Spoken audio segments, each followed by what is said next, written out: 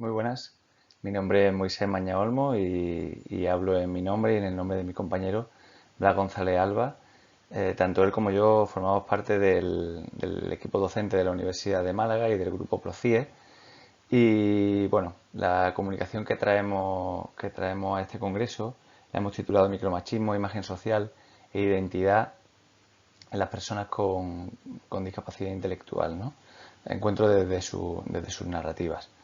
En este sentido, lo que queremos presentar es parte de los resultados obtenidos en una tesis que todavía está en curso en la misma Universidad de Málaga, la cual, bueno, pues tiene una fundamentación metodológica basada en el paradigma biográfico narrativo, narrativo biográfico, y las historias de vida.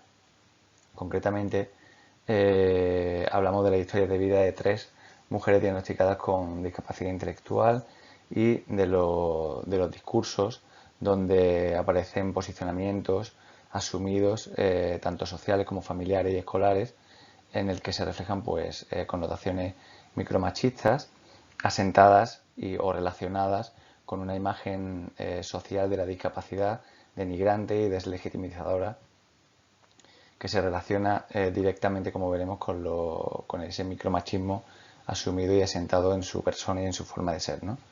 Al mismo tiempo, denotamos cómo se genera una construcción identitaria en la cual pues, se desvirtúa a la persona y le hace perder pues, esa condición de persona en la sociedad, tanto por el hecho de ser mujer como por el hecho de ser una persona diagnosticada con discapacidad.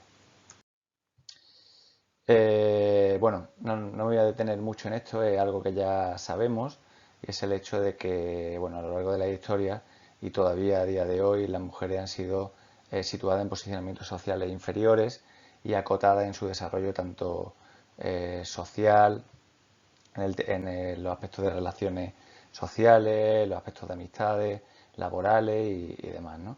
Todo esto ha limitado evidentemente su desarrollo emocional, cognitivo y en definitiva su desarrollo como persona, ¿no?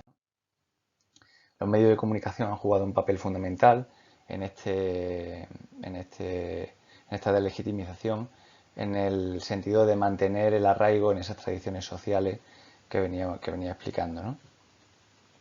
Incluso desarrollando lenguaje totalmente diferenciado a la hora de dirigirse a la mujer o al hombre, ¿no? Como podemos ver en la diapositiva, ¿no? Todo esto, a la hora de desarrollar la investigación con estas tres mujeres, pues hemos visto que también, bueno, y a lo largo de la investigación y de los diferentes estudios, pues hemos visto como esto también ha sucedido y sigue sucediendo en las personas con discapacidad, ¿no? En un sentido sobre todo de legitimizador y en un sentido sobre todo estigmatizante por el hecho de ser mujeres y por el hecho de ser personas diagnosticadas con discapacidad, ¿no? En parte, bueno, pues por un paradigma normalizador asentado sobre modelos médicos rehabilitadores que lo único que trataban era de curar a la persona, ¿no? Curar o medicar a la persona, ¿no? No entender la discapacidad como un hecho más de la diversidad que es inherente a todos nosotros, ¿no? Y todo esto, como veremos en su discurso, ha generado una forma de comportarse en el mundo, una forma de estar totalmente diferente y la cual pues se puede percibir a lo largo de su forma, a lo largo de sus narraciones, de su forma de hablar y de su forma de estar. Bueno, nos encontramos con tres mujeres que han estado alrededor de unos 15 años viviendo en entornos residenciales por una serie de situaciones familiares y sociales y que fueron diagnosticadas con discapacidad intelectual de edades muy tempranas. Al mismo tiempo, el formato de la investigación que presentamos es un formato de investigación inclusiva en el cual, pues bueno, sobre todo lo que se pretende es recuperar la subjetividad de la persona, en este caso de estas tres mujeres, y un carácter ético investigador en el cual, bueno, pues se trabaja mucho con el feedback, la retroalimentación a la hora de presentarle los resultados de la investigación, que ellas mismas en este caso sean capaces de, de acercarse a esa forma de hacer la investigación, que estén en continuo contacto con los investigadores y en cómo se está desarrollando la investigación, el qué se está diciendo de ellas.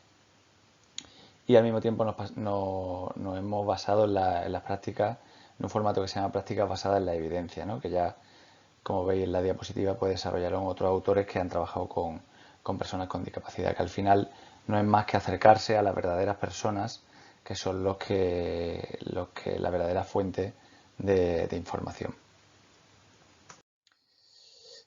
En este sentido, como comentaba al principio, hemos trabajado con el paradigma narrativo biográfico y las historias de vida, que forma parte de la metodología cualitativa, y seleccionamos a 3 mujeres de 123 posibles que vivían en la residencia. Todo esto para el formato de la tesis. Evidentemente, en el desarrollo de la tesis surgieron otra serie de temáticas, pero en este caso hemos querido centrarnos en los micromachismos, la identidad y la imagen social de la discapacidad, ¿no? Porque fue uno de los aspectos relevantes que surgió a la hora de desarrollar la investigación, ¿no?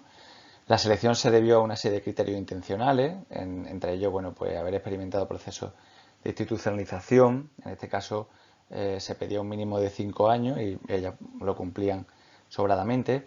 Mostrar habilidades lingüísticas para poder, tanto expresivas como comprensivas, y sobre todo manifestar intención participativa, ¿no? Eso es uno de los aspectos también muy importantes a destacar dentro de lo que se conoce, como hemos comentado antes, como investigación inclusiva, ¿no? Es decir, que la persona tenga intención, que no se presente la persona como un objeto de investigación, ¿no? Sino que la persona quiera realmente investigar, ¿no? Se crearon diferentes grupos de discusión en el cual, bueno, pues los 2 investigadores y las 3 mujeres pues estaban presentes, y más adelante pues se comenzaron a desarrollar diferentes entrevistas bibliográficas, primero semiestructuradas, en las cuales fueron surgiendo una serie de temáticas sin directividad, y en base a esa serie de temáticas que fueron surgiendo y que vimos relevantes, pues decidimos investigar y ahondar un poco más en esos aspectos, ¿no? En lo que conocemos como entrevistas focalizadas, ¿no? En este caso, el foco de interés que surgió era el micromachismo, los micromachismos que eran inherentes en su discurso a ellas, que habían asumido y que de alguna manera pues habían marcado una forma de comportarse y de estar en el mundo, ¿no? Ahí podemos ver el caso de Carmen, por ejemplo, en el cual ella dice: en mi casa era yo la que hacía la compra, normal, era la mujer de la casa, ¿no? Como ella ve esa situación como algo normal, porque al fin y al cabo, bueno, era lo que había aprendido, ¿no? O un día en el que su marido la dejó sola en el hospital con su hija que estaba enferma y ella que tampoco se encontraba bien, pero al final como ella recapitula sobre todo eso y entendió que lo que que ella tenía que hacerlo sola, ¿vale? Es decir, al final es como que ella se siente empoderada ante esa situación porque tenía que hacerlo sola, pero en realidad lo que subyace detrás de todo esto es que ella piensa que ese tipo de situaciones, por el hecho de ser mujer, por el hecho de ser madre, tenía o debía de hacerlo sola, independientemente de que realmente pudiese o no pudiese hacerlo sola, o tuviera que intentarlo el hacerlo o no el hacerlo sola. Pero ella entiende que por el hecho de ser mujer y madre en este caso, pues tenía que hacerlo sola. Entonces ella se empodera, aunque detrás de ese empoderamiento, evidentemente lo que hay detrás son micromachismos asumidos y asentados en su persona. O el caso de Miriam, por ejemplo, ¿no? En el cual, bueno, pues sufrió una serie de malos tratos verbales y abusos sobre su persona, en el cual, bueno, siempre me han hecho pensar que no podía hacer las cosas por ser mujer y discapacitada. Creo que al estudiar un curso normal me cuesta más y que si no presto atención no me entero. Pero lo que dice mi madre de que no sé nada, pero no lo que dice mi madre de que no sé nada, ¿no? Es decir, como durante muchísimos años, por el hecho de ser una mujer con discapacidad y el hecho de ser mujer, pues ha estado muy machacada en ese sentido, ¿no? Y como ella aún así, pues bueno, todavía pretende o tiene las pretensiones en su vida de querer tener niños, de desarrollar una vida que ella llama como normal, ¿no? Y sobre todo destacaría esta parte de su discurso en la cual, bueno, pues ella habla de que quiere tener hijos porque ella va a cuidar muy bien de ellos, ¿no? Va a cuidar, es como que tiene muy asentado y muy asumido ese papel de madre, ¿no? Independientemente del padre o del resto de la familia, ¿no? En el último caso, el caso de Teresa, se destaca mucho un aspecto escolar en el cual, bueno, ella habla de que siempre la ponían al principio de la clase porque decían que no atendía, que se distraía y destaca mucho el hecho de que la criticaban no solo por el, por el hecho, valga la redundancia, de ser una persona diagnosticada con discapacidad, sino también por el hecho de ser mujer, ¿no? Es decir, era básicamente lo que presentamos en esta comunicación y es las dos líneas conjuntas que han acompañado a estas tres mujeres, ¿no? La discapacidad por un lado, el sesgo de ser personas diagnosticadas con discapacidad y el sesgo de ser mujeres, ¿no? Bueno, ella en su casa también sufría malos tratos con su hermano y sus padres y la tenían todo el día fregando, ¿no? Destacar sobre todo este aspecto en el cual ella dice que al final, bueno, ella entendió o asumió que lo que tenía que hacer era lo que hacía durante todos los días, es decir, limpiar, hacer la comida, hacer la compra, porque era lo que mejor se le daba, ¿no? Era lo que ella como que asumió y entendió que era lo que mejor se le daba, evidentemente, por culpa de una familia y una sociedad bueno, que ha estado machacándola durante muchos años, ¿no? ¿Qué podemos entender dentro de todo esto? Bueno, pues destacar o traer a la palestra que, bueno, que las mujeres con discapacidad nunca se las ha concebido como personas capaces de afrontar la maternidad. En el caso que presentábamos anteriormente, evidentemente era una traba más que tenía, ¿no? El ser madre y aparte con discapacidad, ¿no? Nunca se las ha visto como personas capaces de afrontar la maternidad, ¿no?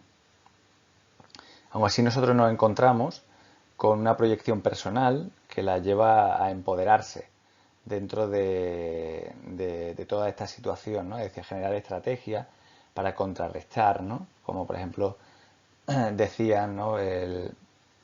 Necesitamos o necesito salir de todo esto para crear mi familia, vivir en un piso tutelado, o por ejemplo decía el texto, ya no quiero seguir haciendo lo que ellos me han enseñado porque no tienen razón. Al fin y al cabo es una forma de empoderarse, de reaccionar, como vemos aquí que resaltaba Pablo Cortés, y de luchar contra esa situación, ¿no? Al mismo tiempo se destaca pues, una imagen social de la discapacidad muy mermada y muy sesgada que hace mellas en cada una de ellas, ¿no? Y al mismo tiempo pues encontramos micromachismos que están escondidos y sobre todo me gustaría destacar el aspecto de obligadamente asumidos porque era la realidad que les tocó vivir a ellas que se interconectan con esa imagen social de la discapacidad represiva y dominadora que comentábamos con anterioridad, ¿no? Yo tengo que saber hacerlo sola y lo hice, era la mujer de la casa, por ser mujer y discapacitada me discriminaban, no lo que dice mi madre de que no sé nada, ¿por qué voy a cuidar? Porque voy a cuidar mucho de ellos, como que hay un factor asumido de mujer, eh, de mujer que cuida, de mujer que tiene que hacer las tareas de la casa y de persona con discapacidad que tiene que luchar y contrarrestar todo eso, ¿no? Era muy lenta y no prestaba atención y me criticaban encima porque era mujer, ¿no?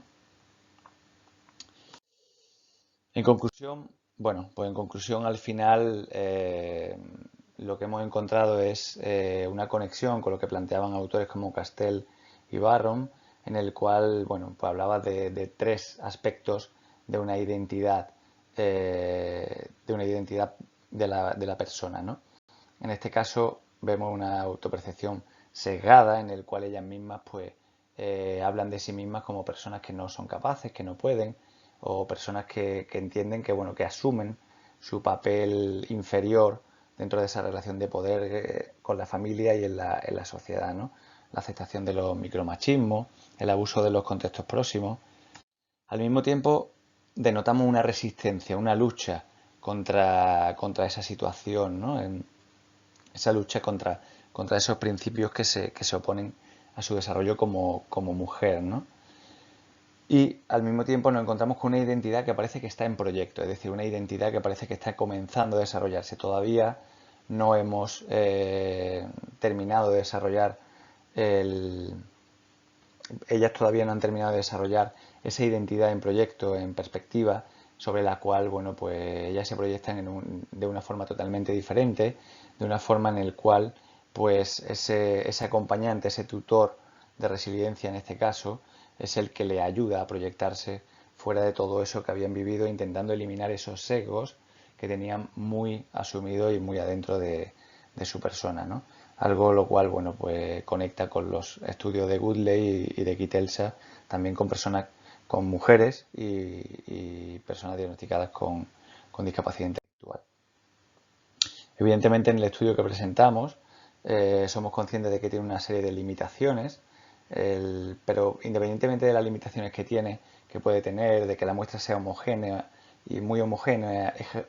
perdón, y muy contextualizada, pensamos que los conocimientos adquiridos pueden ser una puerta abierta a futuras investigaciones sociológicas y sobre todo a comprender cómo se sienten o cómo se entienden o cómo se perciben las mujeres con discapacidad intelectual, ¿no? Cómo hay una confluencia en ellas mismas de ese doble sesgo, ¿no? Por el hecho de ser mujeres y personas con discapacidad intelectual.